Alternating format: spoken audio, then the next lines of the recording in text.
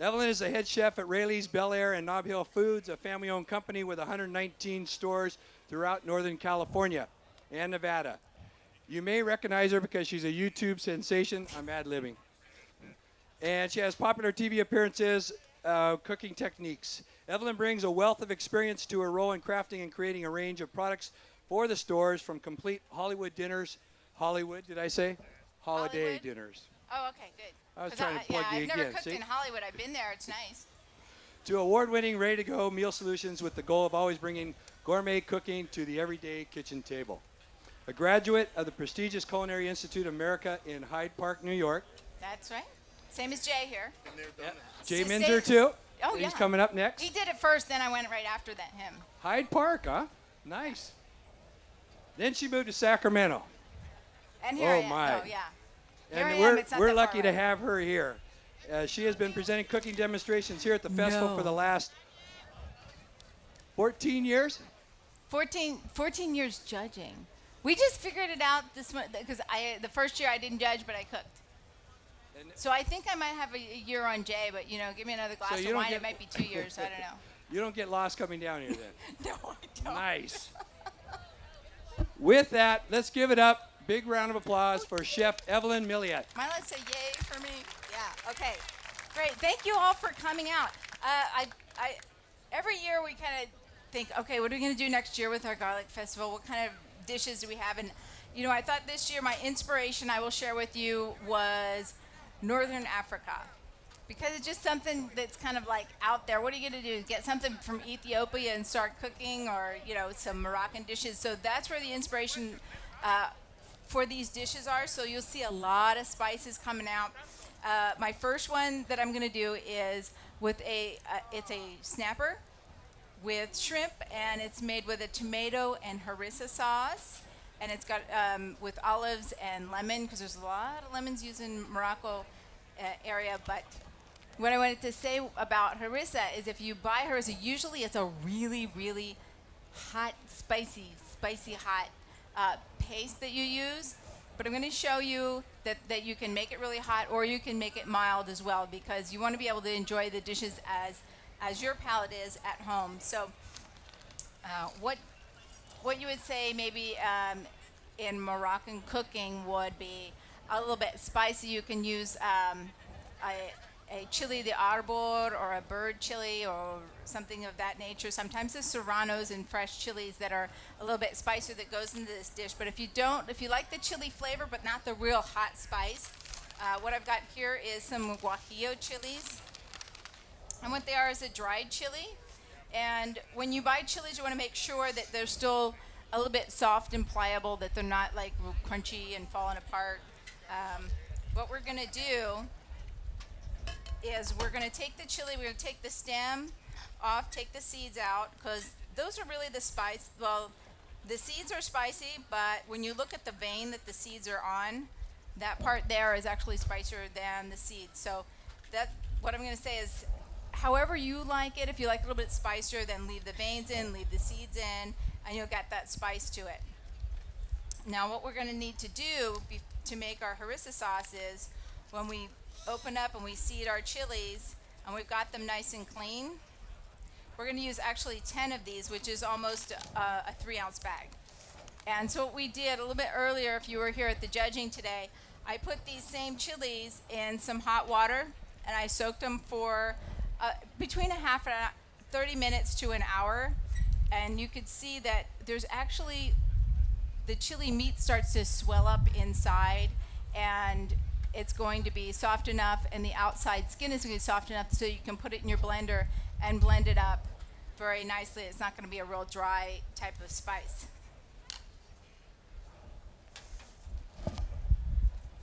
So once you notice, I've been wearing gloves. Sometimes when you use the chilies, you don't realize at first that they feel spicy on your skin. They do, until you touch another part of your skin, and then you go, oh, that's right, I wasn't wearing gloves. So make sure you do that. Yeah, Jay's done that. Yeah, where did you go, Jay? I'm sorry. Oh, you went to the bathroom. You found out that you weren't supposed to be doing that. Thank you very much.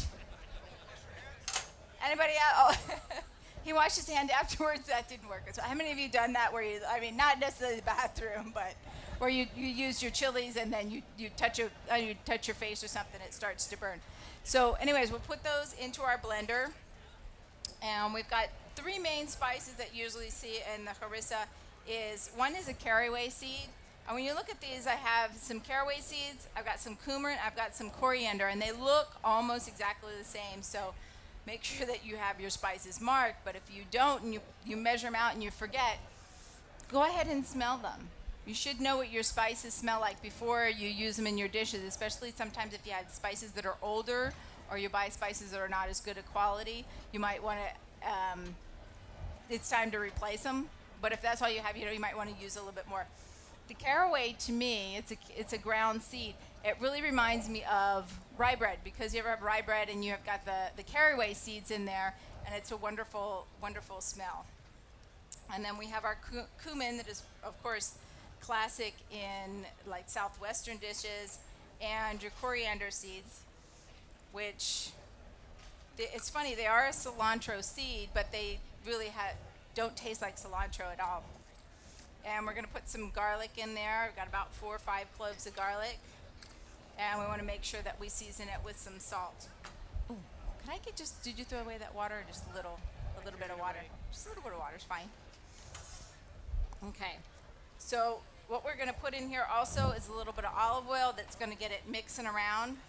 But what we're going to need to do as well is, if you save your chili water, depending on how this blends up when you first get it going, you want to add just a little bit of chili water if it's not blending quite as well.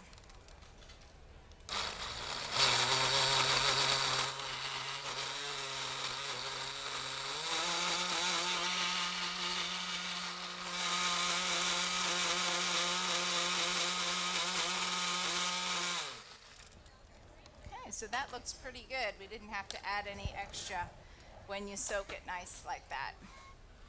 So there's your harissa sauce, which we're going to need a little bit later on in this recipe.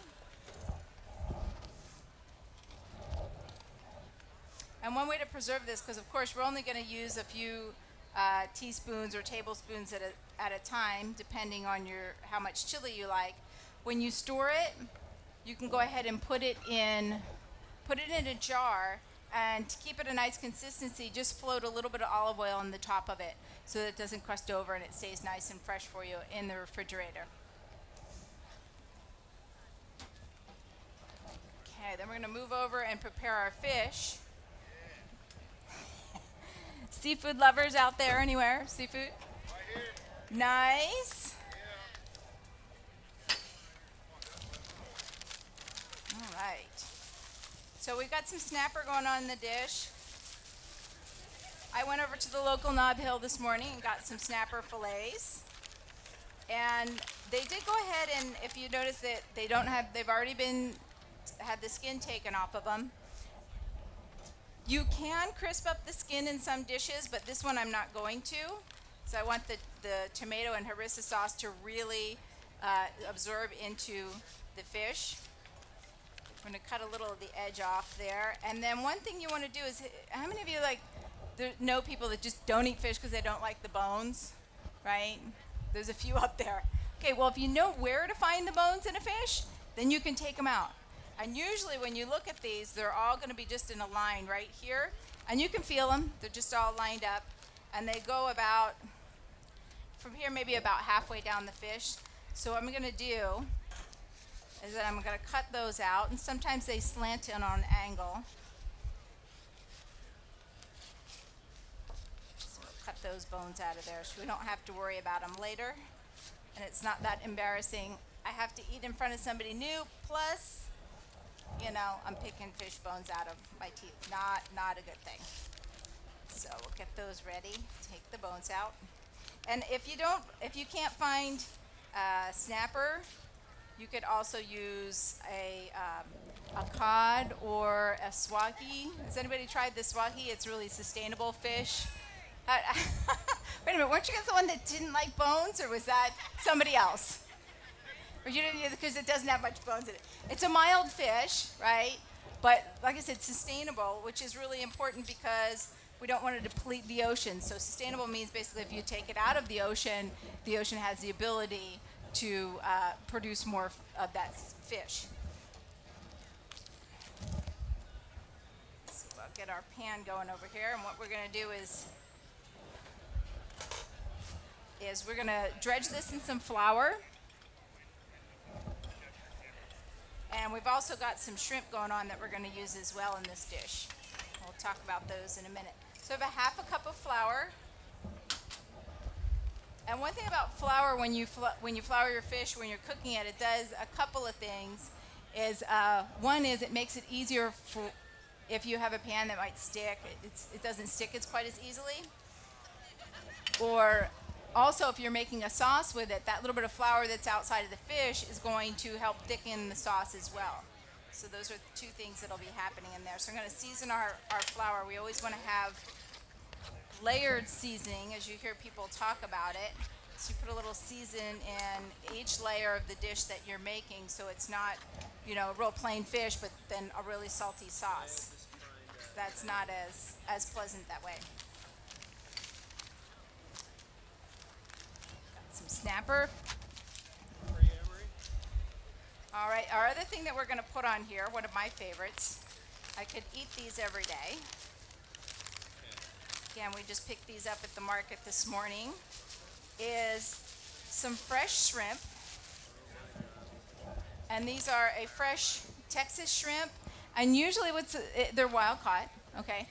And it's interesting, a lot of people use the word fresh, but with shrimp, a lot of times the shrimp will come in, and it'll come in as a frozen, basically as a frozen block, and then you defrost it. And that's just the way a lot of the shrimp is purchased. It's really good that way.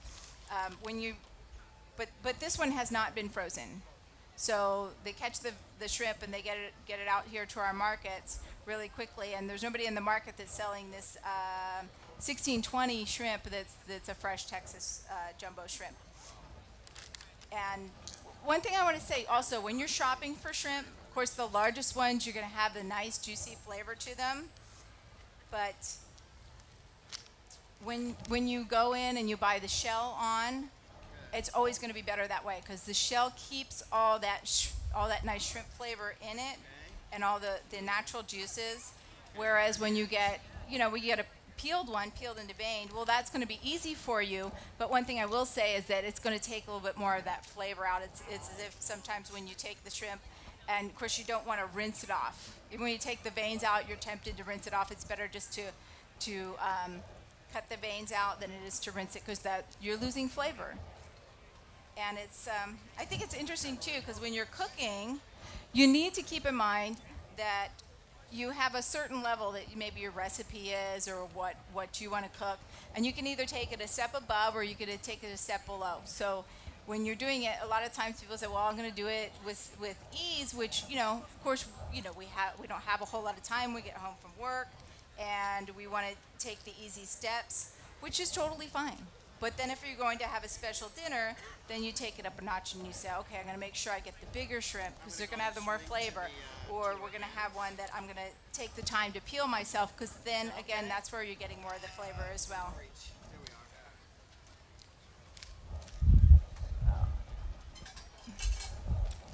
me sneak over here. When you're deveining them, also, your vein is right in the center, so when you cut it just a little off center, and this one you could see there's hardly any vein in it. And then you could cut the little vein out if it's in there. So go right to slightly off center. And you can see there's a little bit of vein, so then you can just cut that right off. And again, you're not taking them and rinsing them off. Let's get the rest of these guys going. I have a medium pan over here, and I've got it on. A little too high. We're going to get some olive oil started, get the pan heated.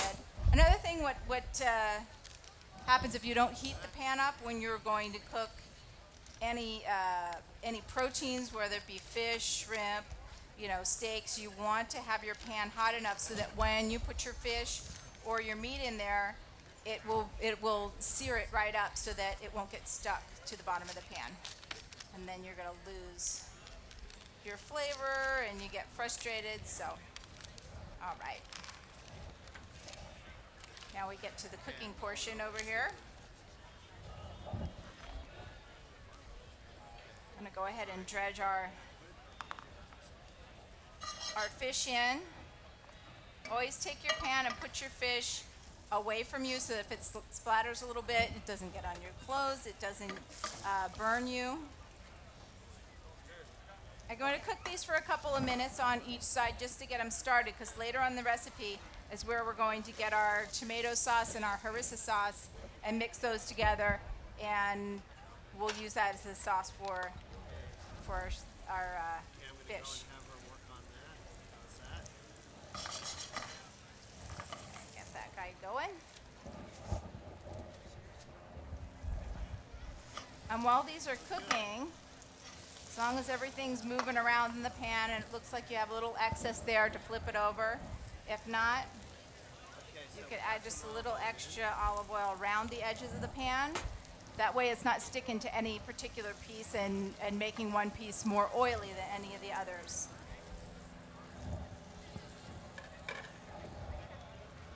And while that's cooking, I've got an onion. Oh, here they are. Yeah. Yes, please.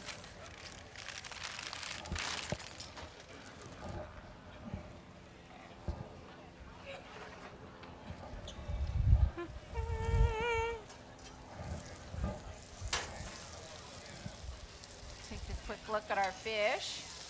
And we're starting to brown up just a little bit. Probably got another minute on those. We'll come over and we'll chop our onions, because after our shrimp and our fish are cooked, we're going to throw in our onions and garlic and get those sauteing.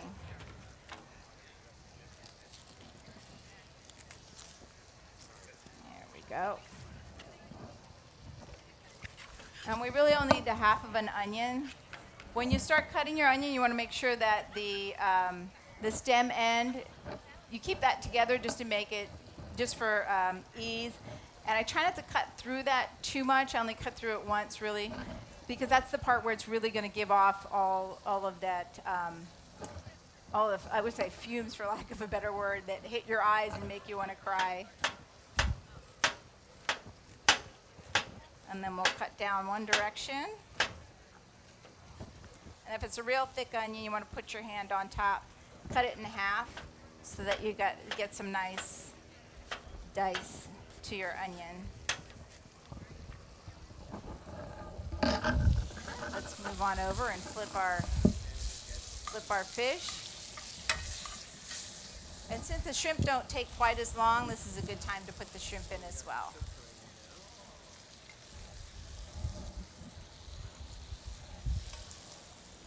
That's our jumbo Texas shrimp. Yummy.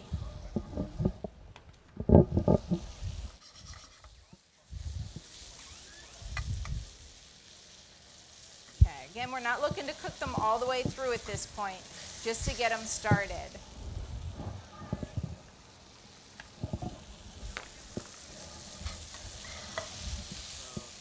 Go ahead and put these off to the side.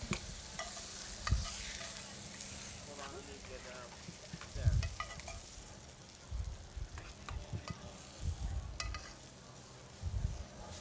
Give that shrimp just a minute more.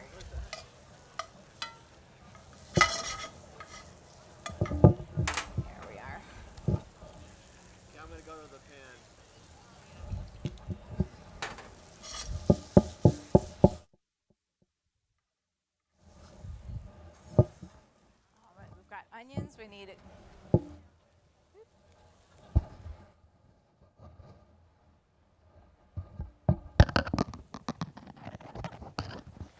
Sorry about that, guys. I think I got it. My ear doesn't hold on to things quite as well.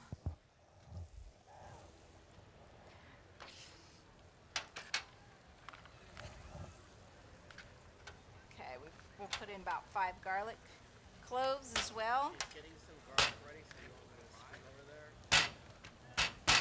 Here we go. A little bit of an action. Away, bee. See, even the bees like the garlic and the wasps. And then we'll finish taking our shrimp out of the pan.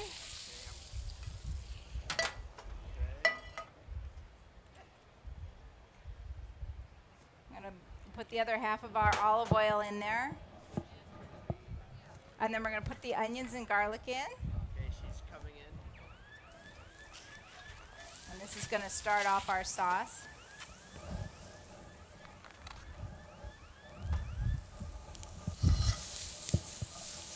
Now, while these are cooking, we'll talk just a little bit about our harissa sauce that we made earlier. Now, like I said, you could buy this as a paste, but I also found these cute little organic harissa mixes that you can buy. So you can, I would say, like a cheater way of doing it if you want to make it easier. And what they basically are is a mixture blend of all your herbs and your spices, and there's parsley also thrown in there. So our caraway, our cumin, our coriander, and then the peppers.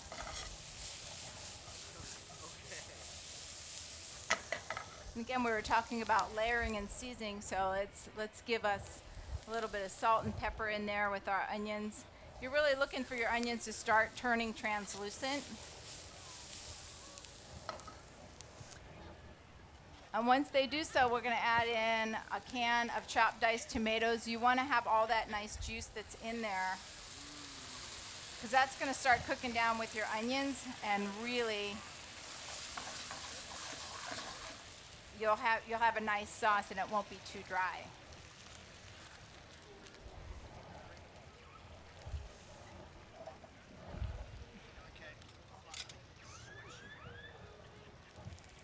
Add back in a little of our harissa sauce. And that's our spicy. And this is the point where you can say, do I want it really spicy? How much liquid did I add to our mix when we were cooking it?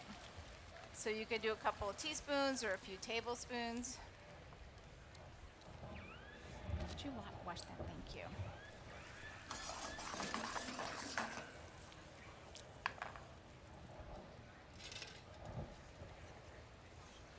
And this is where we start to cook this down a bit. Usually when you're working with, say, even if you could use fresh tomatoes. I know a lot of people have gardens. Okay, everybody with tomatoes in their garden, raise their hand.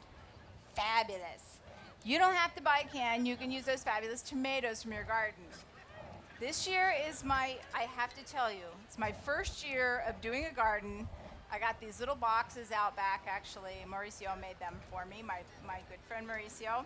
And we've got tomatoes growing them. It's like, I'm new at this, okay? I don't really know what's going on. I'm like, when are the tomatoes coming? When do they come? And I think I've had, about 6 of cherry tomatoes and 1 celebrity tomato, like a larger tomato. And as I'm leaving my house, I noticed they're all turning that nice little blush color of an orangish green. And I'm going on vacation for a week and a half. All my tomatoes are going to ripen while I'm gone. So I pray that they're all still there when I get back. But when you're cooking with your tomatoes, you start cooking them down. They really give a different flavor to them. Just like if you've done, fresh tomato sauce for your pasta or something. When you have fresh tomatoes, it's got one wonderful flavor to it. But here we want to have more of a stew type of flavor. So we cook it down a little bit. Our fish is going to go back in. This guy's going to cook a little bit more. This is where we end up finishing. Oops. Now, this is where we end up finishing it. I have to tell you, this is becoming a thing with me because I tend to lose 1 shrimp out of the whole batch. So I have 4 pieces, 8 shrimp. Now I have 7. The last person who shows up at my dinner table will only get 1 shrimp. That's the way the rules go. Just decided.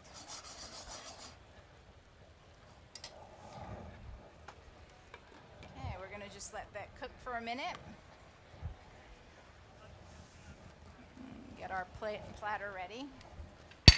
And our garnishes.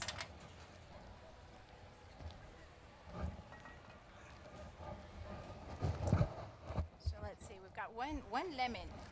I noticed Moroccan food and either a lot of Northern African food, they use a lot of lemons.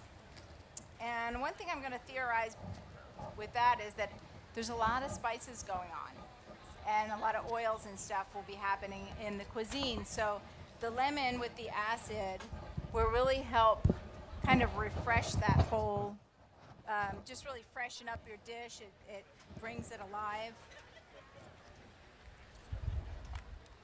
Just going to prepare a couple of lemon wedge quarters. We'll cut the ends off.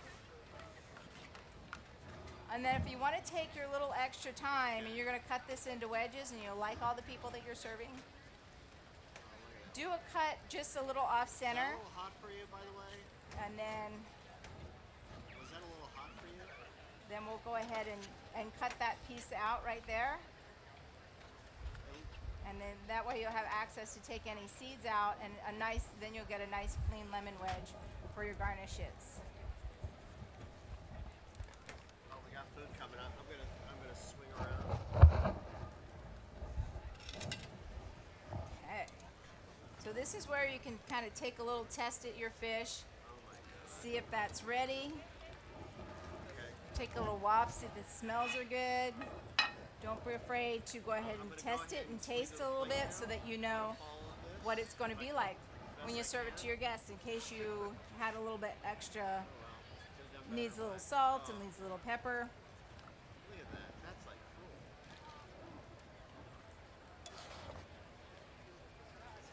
So there we got our nice fresh Gulf shrimp on top with the tomatoes. Now you just picture this with some nice crusty artisan bread. We're not finished yet. I promised you we were going to have lemons on here. Coming in now. A few lemons on there for each person. Some fresh chopped parsley. It's going to give it some nice color. Don't be afraid to go a little heavy-handed on the parsley, because it really in this dish is not just for a garnish, but it's also there for flavor as well. And then we have some nice Kalamata olives that we're going to add too, just for a garnish at the end. Next year in our contract, we're getting. So there we have our snapper I got some and barbecue. shrimp with harissa sauce. Wait, hold on. Thank you very much. Thank you. We're going to go ahead and make one more dish, and that is a Berber chicken. Has anybody heard of a Berber chicken? Eaten at the... Okay, what do you know? You've got one person over here. What can you say about Berber chicken when you're cooking it or you're eating it? Pardon? I'm gonna Onions? reset here. Yeah, there's onions in there. And one thing also that I'll tell you, with Berber chicken, you basically go to your spice cabinet and you get out almost every spice that you own. Now, truth be known, this is about a quarter of the spices that I have at my house. But this is going to be a nice blend of spices. We're also going to cook it with a little bit of red wine. Is that okay? So, and I'm not going to put the burner on quite yet, because I don't want my spices to start cooking before I get them in there. I've got a teaspoon of ground ginger. Hold on. And again, however spicy you want this. This can be super spicy if you want, or a little bit milder. You have about a tablespoon of crushed red pepper. And then about a teaspoon of cardamom.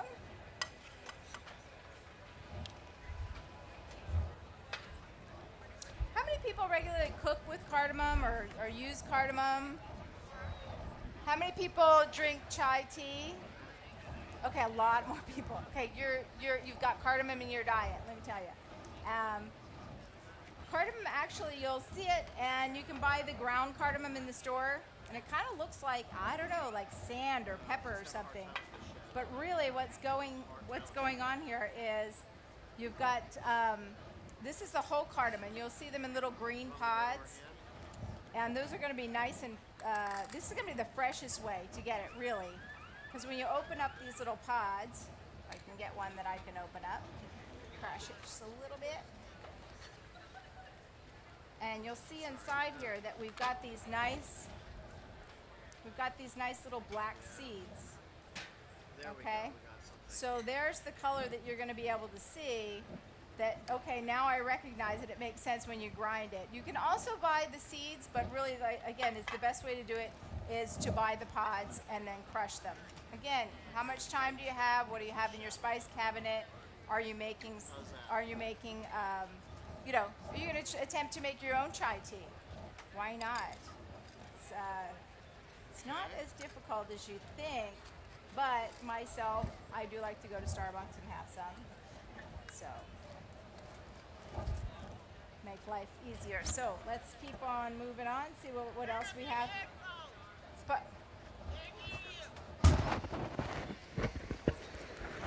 Okay, can you hear me now? Can you hear me now? Okay, now can you hear me? Thank you. That was my telephone testing. Turmeric. We got turmeric.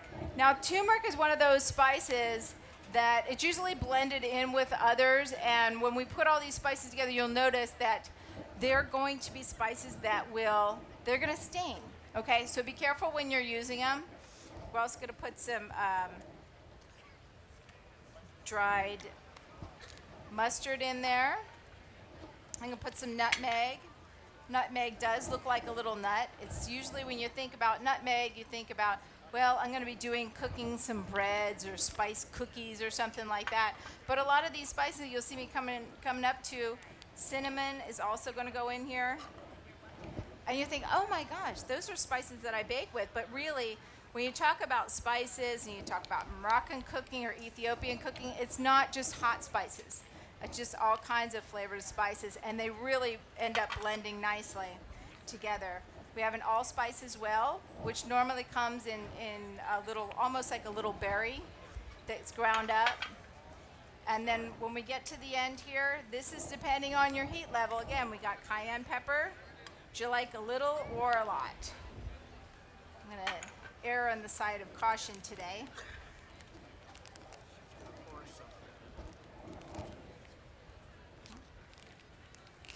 And we've got some paprika that we'll put in there.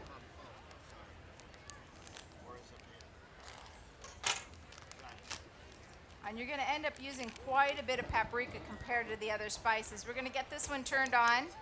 And what we're doing here is we're going to heat our spices up.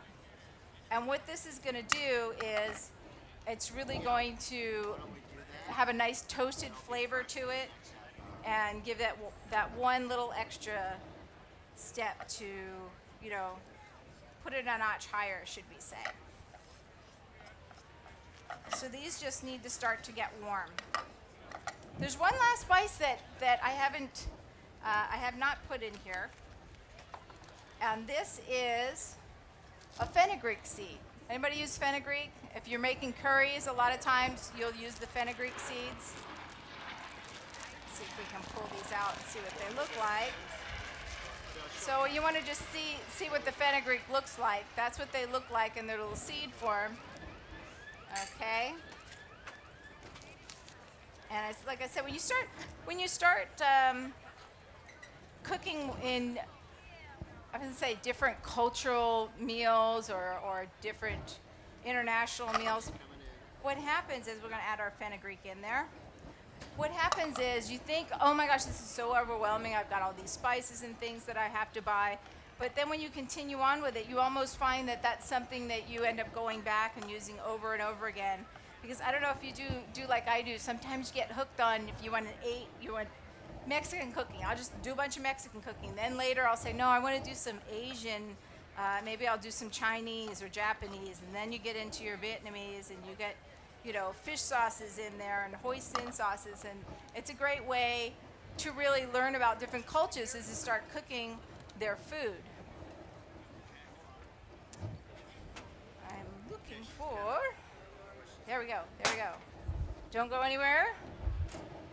I can't do a cooking show without red wine. It's just the way I am. So we're going to add some red wine to this as well and cook down this pine. Okay, this is a Charles Shaw red wine. Now I haven't actually had this in the glass. Reason being, somebody gave this to me, and I just had some other good red wines that I had cooking with. So I thought, you know what? Let me just take this and I can use it in this dish, and then the real fine wines I will keep to drink. But as a general rule, I like to always cook with the wines that I like to drink. That way, when you get them open, that's what you're going to end up cooking. That's what you're going to end up drinking. Oh, Jay, if he would not drink it, he would not cook with it. If you would not drink it, you would not cook with it. Is that right? So who's replacing me? Okay, so we're going to head and cook this down until it's a paste. Oh my God! Look at Oh. the car. There we go. If I get the proper burner on, I could cook like crazy that way. Okay, when I put in this red wine, you can use this just as a spice rub on your chicken, but one of the reasons that I'm putting in the red wine is really this one we're going to do as a chicken breast, okay? We're going to marinate the chicken breast and then we're going to saute it.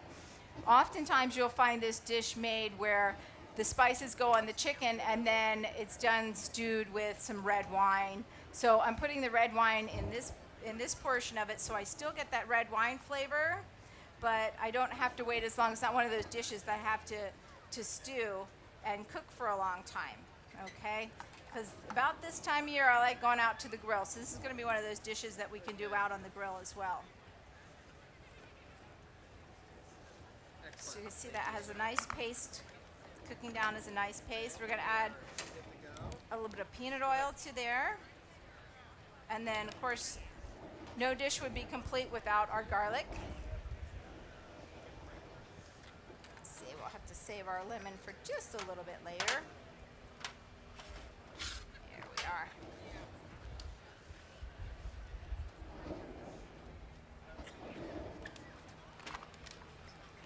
Now this paste, we're only going to probably use about half of it with our chicken dish. And the other half, again, just like the harissa sauce, you can put it in the fridge and just in a jar and just float a little bit of olive oil on top of it, and that's going to keep it really nice. When you think about what we're having, say we're making something new, like we're making a Berber rub. And then we say, okay, well, that's great, and I like the Berber chicken and all, but then what else can I do with it? I mean, this is something that you could do as a paste on fish. You could add this sauce to a tomato sauce that you're having with pasta. If you want to say you're making meatballs and you want something a little bit different, you could take the Berber sauce or the harissa sauce, either one of them, and try them in your meat and give them some really nice, unique flavors. Because Italian is wonderful, but when we get into cooking different ethnic dishes, that's going to be one of those things where you go, okay, what else can I start using it with when you delve into them? Okay. I've got a couple of chicken breasts here, and I like to keep them, when I marinate, put them in plastic bags because it's going to be one of the easier ways to keep them in your refrigerator. So we'll just take some of this Berber sauce and we'll put it right in there on the chicken. And normally I would have maybe about 4 here, but I only have 2. It's got 4 for later. And we're going to mush that around, move it. And it might seem a little bit thick at first where it's not covering all the pieces of the chicken, but what we're going to do is we're going to marinate this. You can marinate it 8 hours, 6 hours, 24 hours. The longer you marinate it, the better flavor that you're going to have in the end. So we got this, and it's kind of like I said, it's like when you look at it, it's a little bit of a lighter color to it because we haven't marinated it. But we've got some chicken that we've marinated for a little while, and it's got like a little bit of a darker color to it. The juice of the chicken starts to really blend in with the Berber sauce. So this little guy is going to take about maybe 8 minutes to cook, but we're also cooking it with a couscous. You should take that. Just return this one for me. I just need that one, yeah.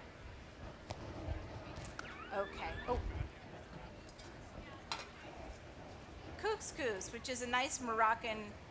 It's actually a little pasta, but a lot of people try and think of it as a rice, really. What kind of rice is this? Well, no, it's actually made of wheat, the semolina flour, and I'll take this out of the box so we can take a look at it. So we're kind of just like the little grains, the little kernels, and it actually is a pasta, very tiny. You'll see also there's another kind if you're shopping. You'll see sometimes there's whole wheat, which I like to do a lot of whole wheat in my cooking as well because it's really healthy for you. But then you'll see an Israeli couscous, which is like a tiny little white balls, and they're going to be kind of the same type of thing, but they're going to be a lot larger and they have a little bit different flavor when you try and blend things in with it. Today, what we're going to do is do some lemon and some ginger into our couscous. So that's why I want to choose the finer couscous because that'll go nicer with that.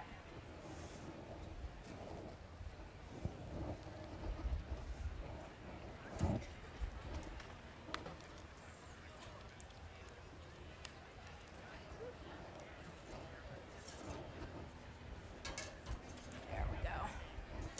We'll start off with a couple of cups of. We have some chicken stock. The chicken broth that I have right now is a garlic infused chicken broth because I went shopping at Rayleigh's and they have garlic infused chicken broth, so I decided I'm going to use that today. Go ahead and dump this little extra water. We don't need that right now. So it's kind of like, I would say it's similar to cooking rice, but honestly, when you're cooking a couscous, you're not necessarily cooking it, you're just kind of rehydrating it in a way. So you're going to put this on to boil. There we go, got a little flame in the back.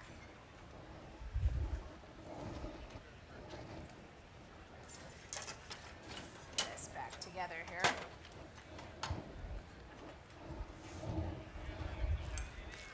And we'll get out our ingredients that we're going to put in. We've already got some garlic infused in our couscous, but we're going to do as well as we're going to add some ginger to it, some garlic, and some lemon rind and some lemon juice. So I've got my grater ready. Put these aside.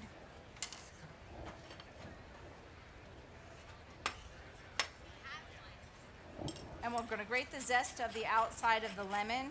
When you're grating your lemon, you just want to take the yellow part off. I know the white pith is supposed to, as of recently, it's been said that it's healthy for you, but it really gives kind of a bitter flavor to anything that you're adding. It's not as a lemon flavor as just the zest. And it's just not, I would say, as sweet, but it gives a bitter flavor to it.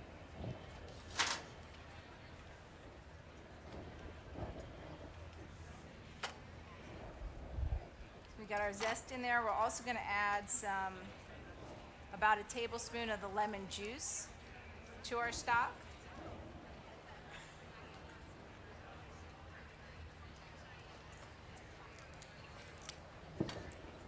Okay, I'm going to go ahead and peel my ginger. Some people have their own thoughts on ginger. What do they like to do? Do they like to peel it? Some people just grate it as is. So it used to be at one time it was no, you don't ever cook with it if it's not peeled. Now you'll notice that you only need, usually when you use a fresh ginger, you only need about a teaspoon or two when you're cooking with it, and then you think, okay, I've got this whole thing of ginger, and what am I going to do? So when we're peeling and grating the ginger, I'll tell you my little secret on ginger to keep it fresh so you don't have to just get a piece and then put it in your fridge, forget about it, and throw it away, is take your ginger piece, put it in a bag, and put it in your freezer. And then when you need some, you just take a little piece out, you grate some off what you need, and then you put it back in the freezer so it'll last you quite a long time. Ooh. Things are just flying everywhere today. Alrighty. Our ginger will go right into our chicken broth. What we're going to do is bring this chicken broth up to a boil, and then we're going to add our couscous to it, put the lid on, and forget about it for about 10 minutes.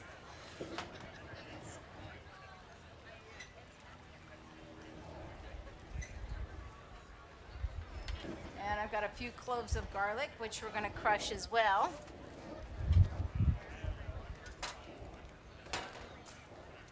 We've done our wine.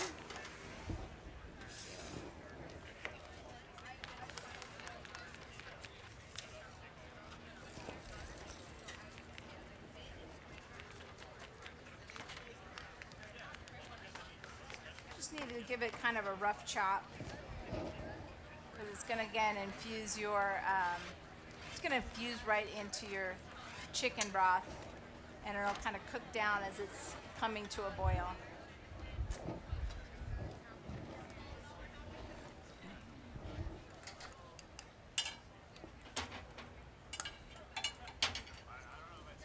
Just rinse that one off for me real quick. Just rinse it. Thanks. Okay. So we're gonna wait till this comes right to a boil, but we have to never forget to season when you're working, and think about the products that you're buying. If you have a chicken broth that's already seasoned with salt, keep that in mind. If it's a low salt chicken broth, think about, or if it's a fresh homemade chicken broth, you're going to have to add more salt to it or less depending on what you purchase.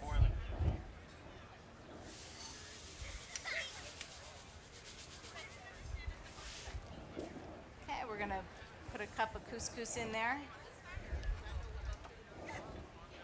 At this point, we're going to turn the flame off and put the lid on it. Set your 10-minute timer and come back again, and it'll be ready.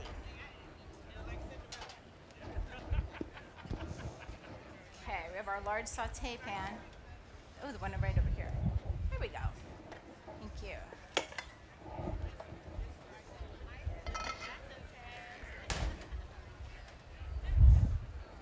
So while this is cooking, we'll have we'll cook our Berber chicken on the back burner.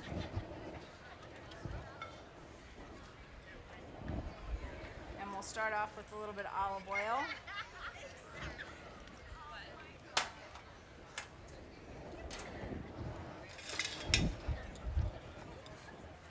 And then go back to our spiced chicken that we have already prepared.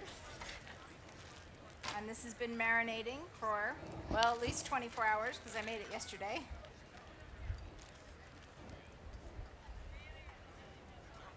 I'm going to cook this on a kind of a medium-high temperature because you don't want, you can't have the chance of these, of the spices burning on the outside of it. So give that just a minute more to heat up. About this time in your kitchen, I would say, if you haven't done it already, turn the fan on. Because you're going to get these spices wafting all throughout your house. And they're going to smell absolutely wonderful, but they don't always smell quite so wonderful the next day. So that's my suggestion to you.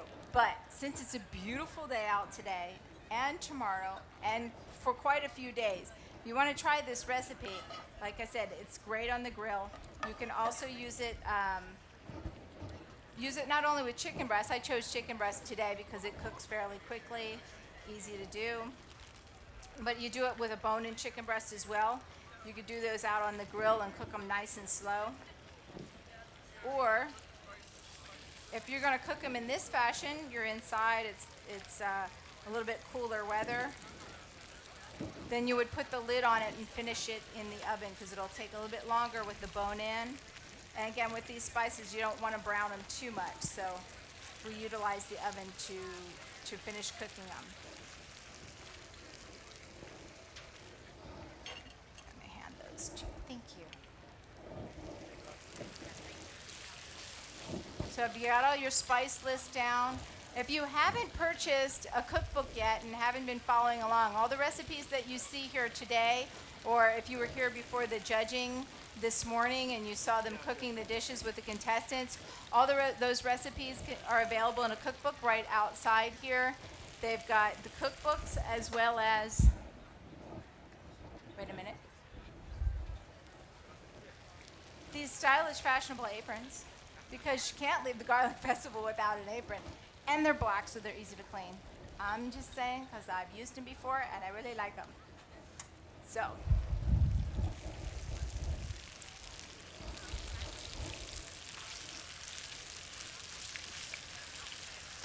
Get these guys cooking.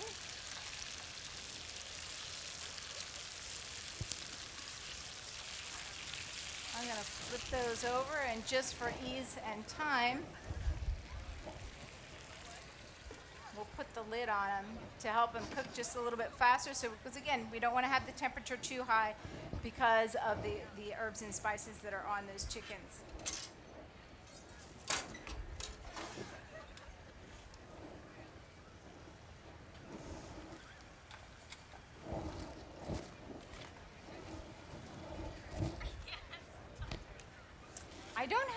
I don't have this part in the recipe. But one thing, when you have these nice spices and they're kind of hot and you want to be able to cool them down, we have the lemons that you're going to use on to be able to squirt on top of them, but as well, yogurt. If you've ever had rayitas or tzatziki sauce or anything like that, you'll notice that those type of sauces work really well to cool down the spiciness, and it just adds a really great flavor. I mean, you'll see a lot of these where you'll have sour cream or crema on some Mexican dishes, where it really kind of takes the heat out, but it also gives you that nice creaminess to it. Well, yogurt will do the same thing in these dishes. And these are probably close to about halfway through.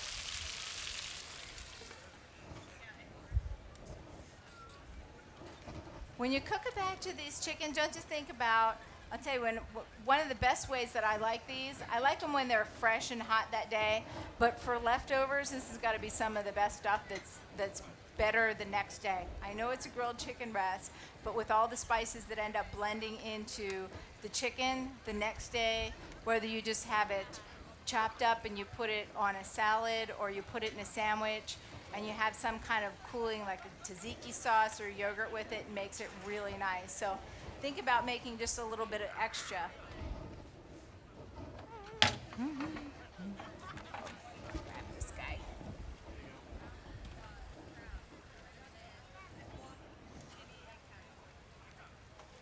Got a nice cucumber as a garnish as well.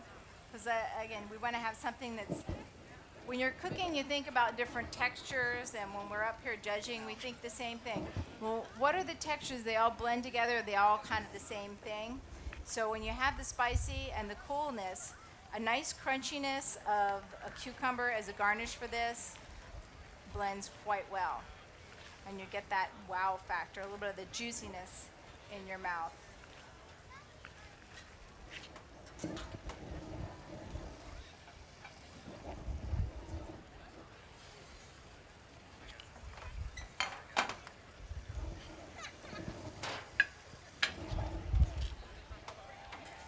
These cucumbers on as a little garnish.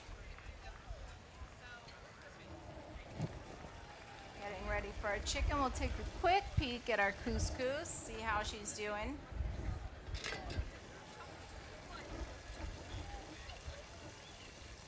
Oh, there we are.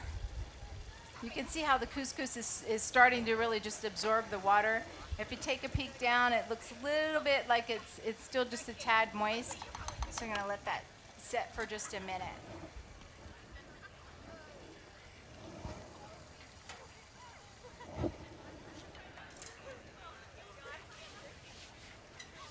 Clear away a cucumber, and we'll grab that lemon because we'll need that as a garnish also. Again, if you weren't here earlier, when you cut your lemon in half, you want to make wedges. Just cut a little offset so you're not cutting through the pith. And then the very last slice, you can cut that pith off and throw it away to get rid of that. One, for the bitterness, and two is when you have a nice clean area to your lemon, you can get the lemon juice out, squeeze it really nicely, and you're not fighting with it, should I say. All right.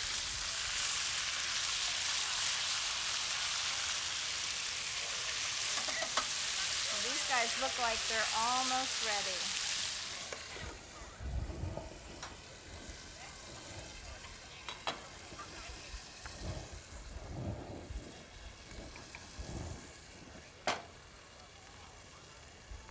Garlic ginger couscous. Put that nice in the center of the plate.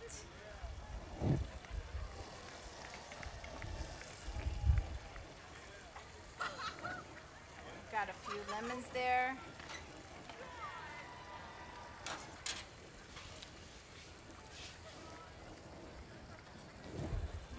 one of our pieces of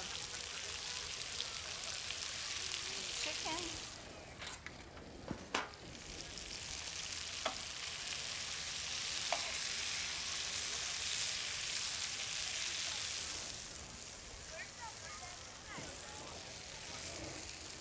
A little trick that you see a lot of times used in restaurants, it's not really a trick, it's let's make it a little bit prettier. So when you take your chicken breast, you cut it on the angle, you're going to be able to see both, you're going to see the nice color differentiation between the chicken breast that's juicy on the inside and the layer of spices. It kind of fans out naturally as you're cutting it. Put that up on your plate. And again, we're going to have, you can serve it just this way with some nice lemon juice drizzled on the top of it. And you could also either have yogurt as a cup on the side or just put a few dollops on there, as I really like that coolness and spiciness combination together. So you have your couscous, your Berber chicken with a little bit of yogurt on it, some lemons for the nice freshness. And again, if you were here earlier, we have our fish with the harissa tomato sauce with Kalamata olives. I hope you all enjoyed the show today. Grab a cookbook and try some of the recipes in there. And Jay Minzer will be up next. And what are you cooking, Jay? What are you cooking? I'm making spanakopita's Spanakopita's. filled with roasted garlic, shrimp, and Roasted gorgonzola garlic, cheese. shrimp, gorgonzola cheese. Sounds delicious. I've had his food before. The man can cook. Thank you all again for coming. Thank you, Evelyn. Very nice. Let's give one more hand. Jay wants to get out here. We have to make a few public announcements first.